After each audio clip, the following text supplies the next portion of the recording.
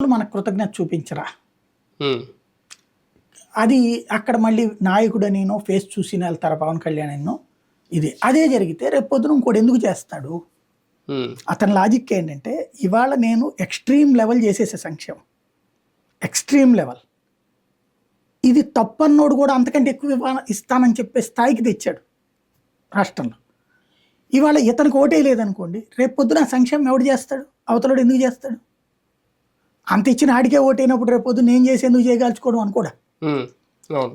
అలాంటి పరిస్థితి వస్తుంది కాబట్టి ఖచ్చితంగా అందులో పేదవాడు తీసుకున్నవాడు కృతజ్ఞత చూపెడతాడు హ్మ్.